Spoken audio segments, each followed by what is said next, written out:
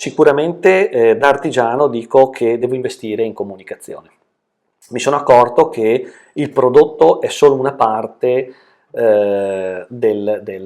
come dire, della compravendita. Il cliente ha bisogno di qualcosa di più.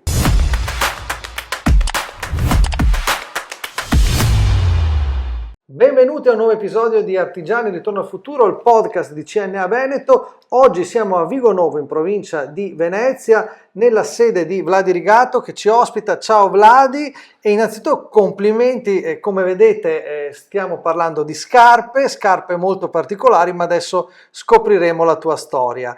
Grazie innanzitutto per averci aperto le porte del tuo studio e del tuo laboratorio, che dopo vedremo. Vladi, tu hai una storia molto particolare, perché questa possiamo chiamarla la tua seconda vita, almeno dal punto di vista professionale. Sì, confermo. Allora, io nasco figlio di calzolai, nel senso che i miei genitori hanno creato questa azienda, questo laboratorio che produce tuttora scarpe dopo quasi una cinquantina d'anni. Però io di fatto inizialmente ho iniziato la mia vita professionale facendo tutt'altro, e per una 10-11 anni ho fatto l'ingegnere meccanico e mi sono occupato di progettazione di strutture in acciaio e nasco come ingegnere meccanico. Quindi il sogno dei genitori avere il figlio ingegnere, potremmo dire. Ma insomma, devo dire che i miei mi hanno sempre lasciato molta libertà su tutto. Bravi. Quando mi sono laureato in ingegneria, però devo dire che sono stati molto soddisfatti delle mie scelte e anche dei miei risultati. Allora, sicuramente tu l'hai detto, i tuoi hanno sempre fatto questo lavoro, quindi immagino tu sarai cresciuto in mezzo alle scarpe, quindi qualcosa a livello di background ce l'avevi dentro. Ma quando ti è scattata la voglia di dire mollo tutto e mi metto a fare una cosa comunque diversa, poi ce lo spiegherai, da quella che facevano i tuoi genitori? Sì. Beh, allora, io nasco proprio dentro, io ricordo che i miei genitori hanno sempre fatto scarpe. I miei ricordi da bambino, io giocavo in mezzo alle macchine o con le pelli o col cuoio che mio padre aveva nel suo laboratorio, che poi era il garage di casa all'inizio.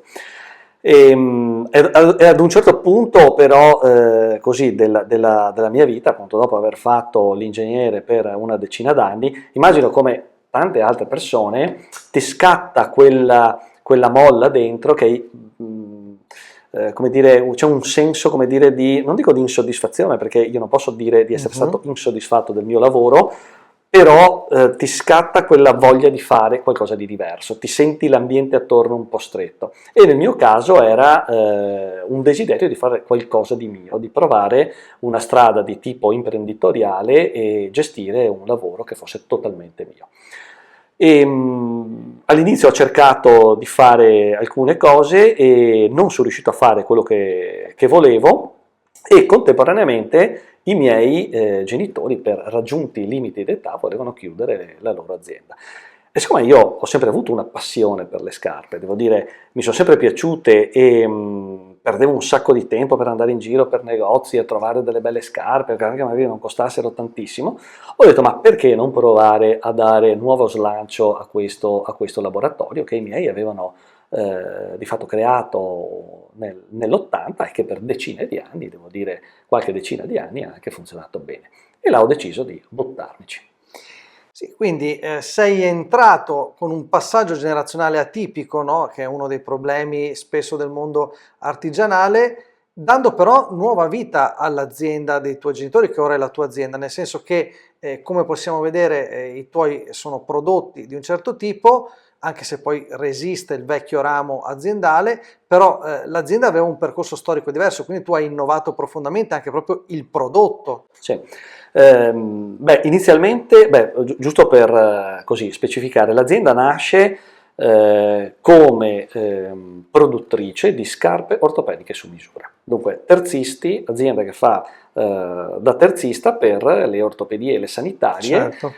dove i vari pazienti che hanno un problema ortopedico si recano per risolvere quel problema. Mio padre ha lavorato in una importante ortopedia di Padova negli anni 70, e appunto nell'80 si è messo in proprio, ha creato, come dire, questa aziendina, e ha cominciato a servire molte altre realtà, insomma, analoghe. Per appunto un bel po' di anni l'azienda ha lavorato nello stesso modo, in modo molto molto artigianale, dunque molte mani, molte operazioni manuali, e poi sono arrivato io e ovviamente mi sono in qualche modo portato dietro il mio bagaglio culturale che avevo sviluppato da ingegnere, dunque tutta la parte di progettazione, tutta la parte di CAD, disegno e anche procedure. Per cui quando sono arrivato in azienda la prima cosa che ho fatto è stata quella di investire in un CAD, per cui non ho più disegnato le scarpe a mano come faceva mio padre, Certo. ma ho cominciato a disegnare al computer. Il risultato immediato è stato quello di cominciare a disegnare delle scarpe molto più complicate di quello che potevamo fare, solo a mano. Quindi anche un livello, immagino, di personalizzazione più elevato. Personalizzazione, ma anche risposta al mercato.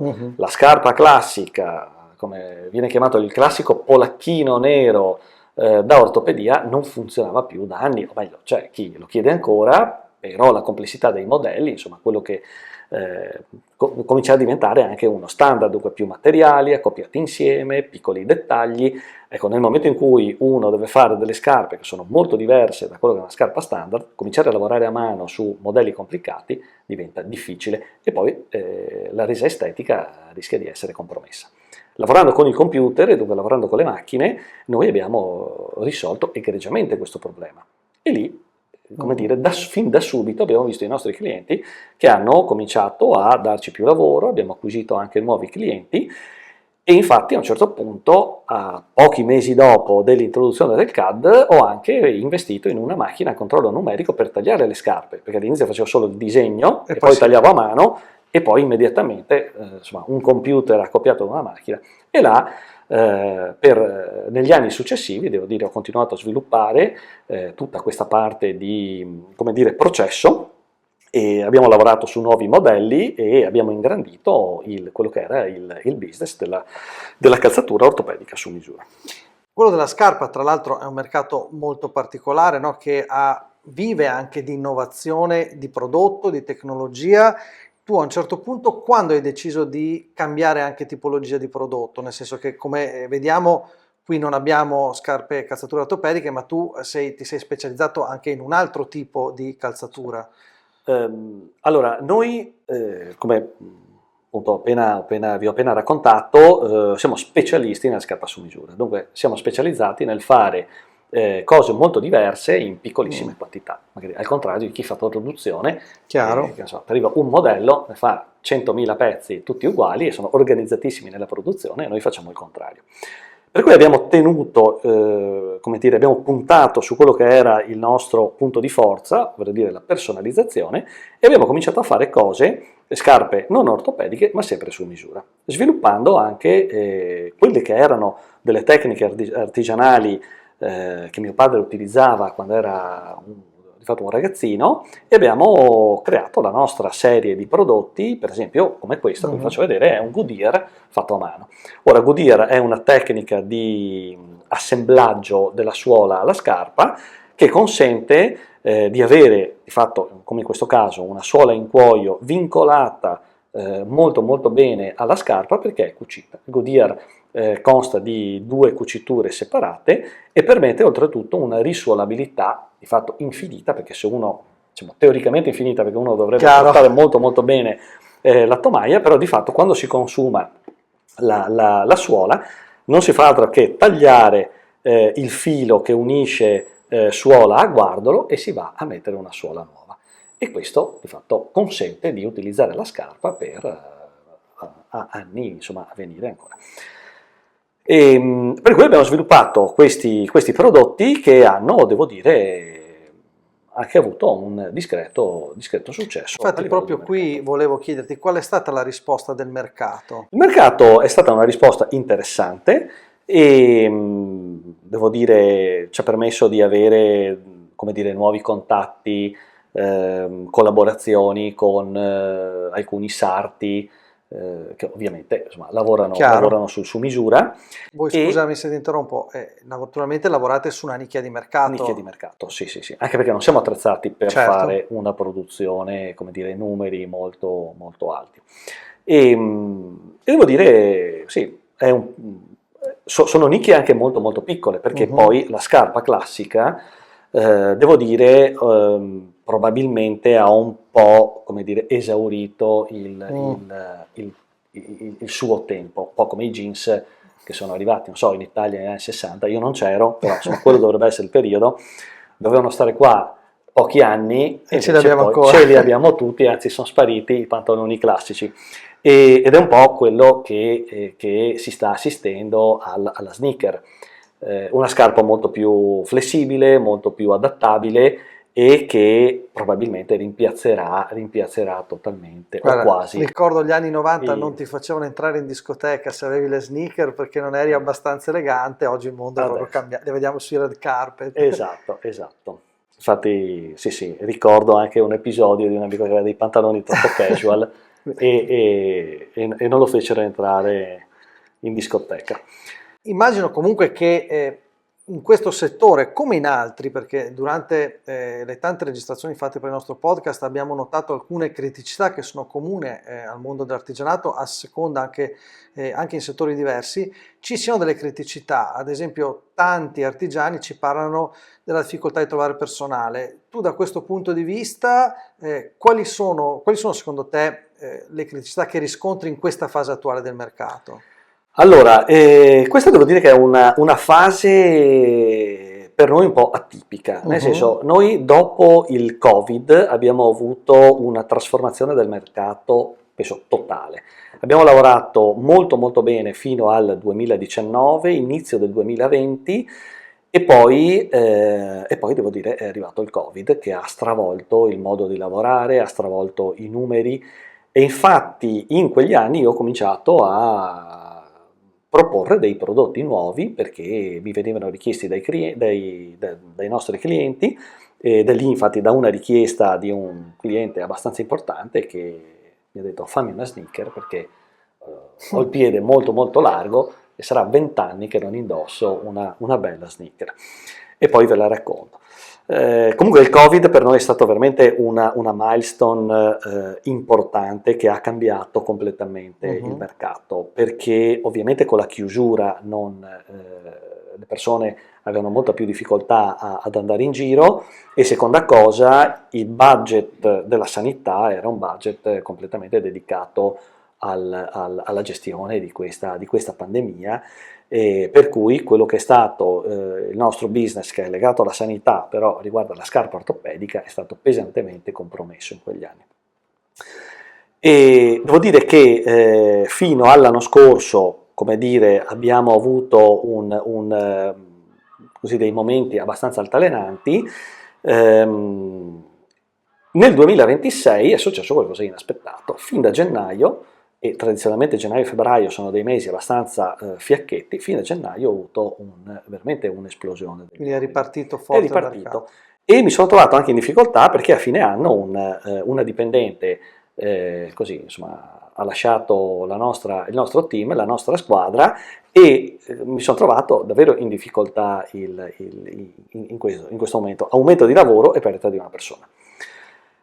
Sto cercando di temporeggiare un attimo per capire se effettivamente il trend è un trend che riprenderà anche in futuro, e dovrò, insomma, nei prossimi mesi, se le cose saranno confermate, rimettermi anch'io a cercare una nuova figura che mi dia una mano, perché altrimenti sono, come dire, Beh, sono bei problemi questi. sono troppo sotto pressione. Sì, è che non sto facendo altro, vivo in fabbrica, in laboratorio, così è un po' troppo, per cui cercherò come dire, volentieri un'altra figura che venga a darci una mano. Guarda, volevo chiederti una cosa, mi è venuta questa curiosità. Noi parliamo di scarpe su misura. È possibile in questo momento misurarsi il piede a distanza? Ovvero un cliente che è, dico una sciocchezza, a New York, che vorrebbe comprare una tua scarpa, deve venire qua, oppure ci sono degli standard? Sono completamente digiuno del settore, quindi magari sto dicendo una fesseria. Guarda, in realtà teoricamente si può. Non è così semplice da fare, per cui è un po' un ostacolo. Però io stesso ci sono riuscito dopo vari tentativi e devo dire che basta un cellulare con un sensore abbastanza performante.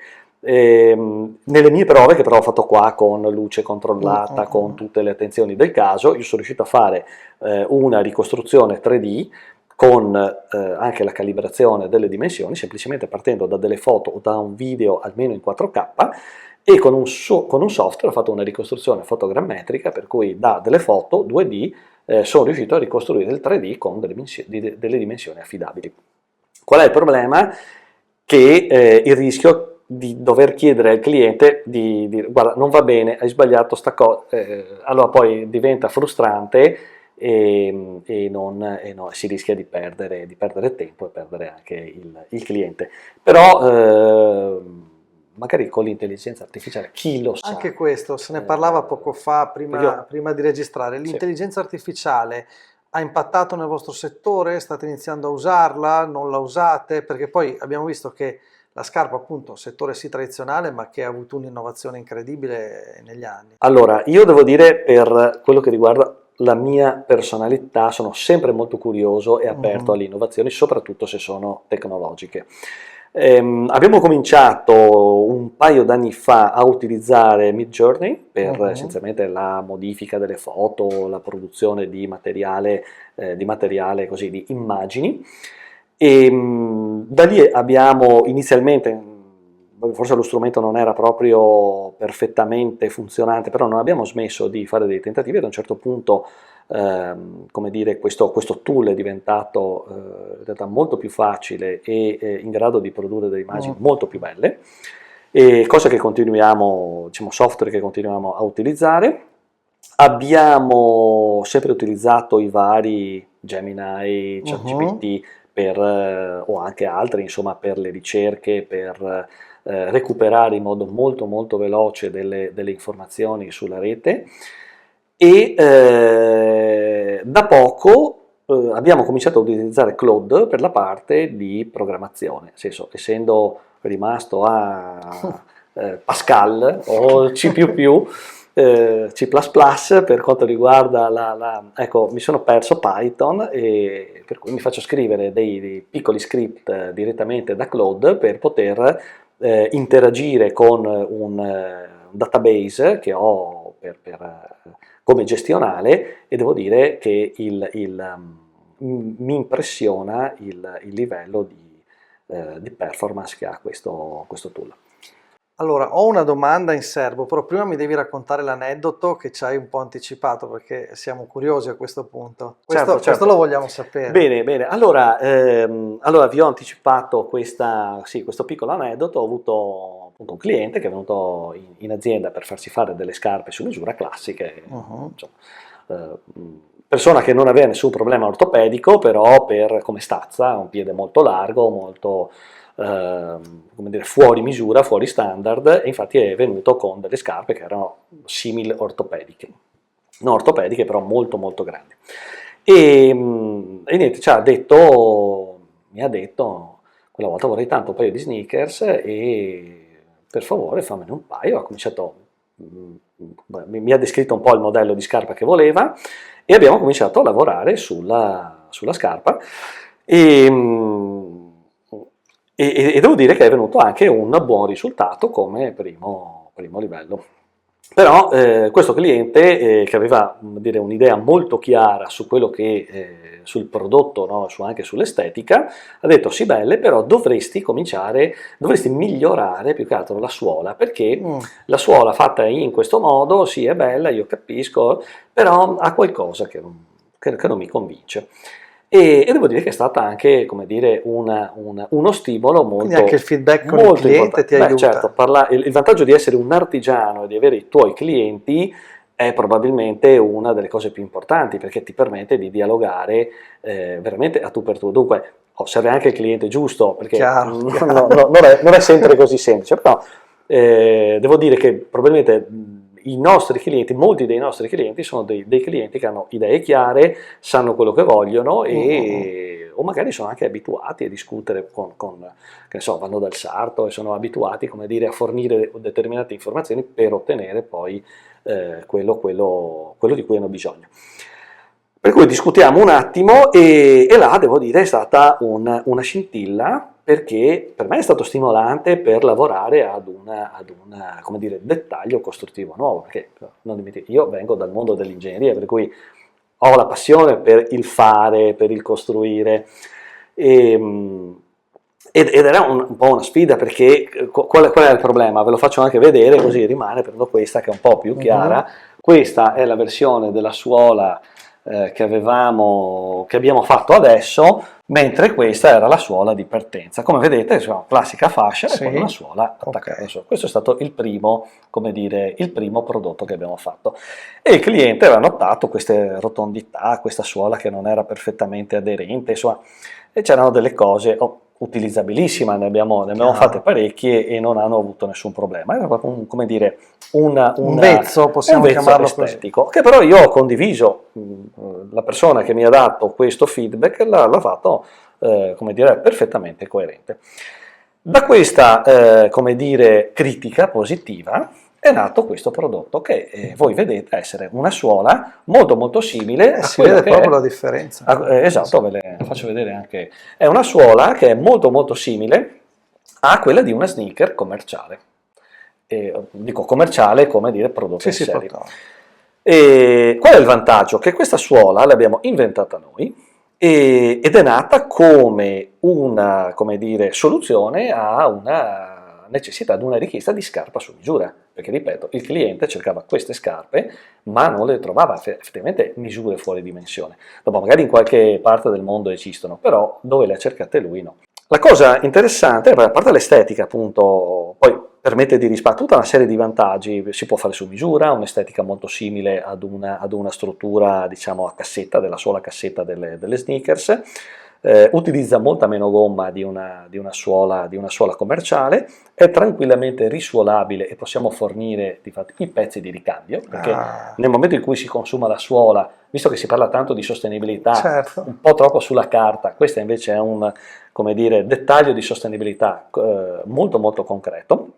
E poi quando sono andato in giro magari da qualche suolificio per dire ma riesci a farmi sta? Non sono riusciti, non avevano mai visto sta roba. Ho detto, sai che chiamo la mia amica che si occupa di brevetti e ho detto facciamo un po' una riflessione, cerchiamo di capire e da qui è nato anche una domanda di brevetto che adesso non è ancora, come dire, conclusa perché stiamo ancora discutendo. Però abbiamo depositato la nostra domanda di brevetto, dunque altro aspetto di innovazione che una piccola azienda artigianale può comunque portare avanti. E l'anno prossimo, entro maggio, avrò la risposta e vi dirò. E invece i materiali, quanto sono importanti, la cura per i materiali? Penso che siano comunque un elemento fondamentale in un prodotto di questo tipo. Sì. Confermo, i materiali sono, come dire, sembrano un dettaglio, invece secondo me sono un aspetto fondamentale. Io ho fatto una scelta proprio, diciamo, radicale, non so, però tutte le pelli che io utilizzo vengono acquistate da concerie italiane. Dunque sono direttamente delle concerie, dunque non dei commercianti, e utilizzo pelli italiane. Ci tengo perché la pelle ha effettivamente un contenuto chimico importante, però il fatto di lavorare con degli standard locali implica molte cose, cioè innanzitutto di avere delle pelli sane. Poi di avere anche delle produzioni industriali controllate, perché adesso non è che la conceria può scaricare quelli che sono i residui di lavorazione dove capita. Ci sono tutti i sistemi di depurazione che recuperano anche le sostanze tossiche e le smaltiscono correttamente. E poi la pelle è un materiale naturale. È un materiale che ha un ciclo, non è che ci sono animali che vengono come dire, sacrificati per le pelli, gli animali vengono macellati per il consumo di carne. Sì, quindi animali da reddito che poi viene utilizzata la pelle. Viene utilizzata la pelle, di fatto la pelle è un prodotto di scarto, è un residuo della lavorazione primaria, non è o almeno penso, non so neanche se siano degli animali. penso di no, però magari proprio nel dettaglio. Per cui è un materiale naturale ed è un materiale che permette di, come dire, di avere un benessere proprio a livello del piede, insomma, non paragonabile a quelli che sono i materiali sintetici. Questo mercato è cambiato tantissimo, l'ho detto tante volte. Prima di chiudere, come ti immagini il mondo della scarpa, il mondo della scarpa su misura tra 10-15 anni? Perché ormai è già difficile fare proiezioni a 1 anno o a 2, ma nei prossimi anni, secondo te, quali potrebbero essere le evoluzioni per la vostra azienda? Allora, a parte che è difficile fare previsioni ed è uno dei motivi per cui sto continuando a lavorare come dire, nell'ambito del su misura, perché lavorare sul su misura significa fare produzioni molto molto piccole, evitare di produrre per i magazzini, e questo ancora una volta, se ragioniamo in ambito di sostenibilità, È chiaro, noi facciamo certo. solo quello che viene venduto, o poco di più, perché ovviamente ho sempre bisogno di un po' di pezzi da esporre, da mostrare o da dare a qualche collaboratore. Il futuro, dai, io non lo immagino negativo, sicuramente da artigiano dico che devo investire in comunicazione. Mi sono accorto che il prodotto è solo una parte come dire, della compravendita. Il cliente ha bisogno di qualcosa di più. Uno, perché la maggior parte dei clienti non sono esperti di calzature o di qualunque Si accessorio ignorano magari i moda. dettagli tecnici. Esatto, si ignora l'importanza del materiale, per cui il prodotto o ti faccio una lezione e ti spiego per filo e per segno quello che ti sto facendo, ma questa cosa non è sempre realizzabile ogni volta che si compra qualcosa. Oppure si crea un brand e il brand in qualche modo deve includere tutta una serie di messaggi e di filosofie che aiutano il cliente nel momento dell'acquisto. E questo Sì, è quello una bella sfida, chiaramente. sì, però mi sono accorto che è necessaria. Benissimo, è stata una chiacchierata decisamente interessante qui con Vladi Rigato. Io vi ricordo che Artigiani Ritorno al Futuro è disponibile in video su YouTube, in audio su Spotify, quindi seguiteci, seguite i canali di CNA Veneto e vi do appuntamento al prossimo episodio. Ciao a tutti! Ciao!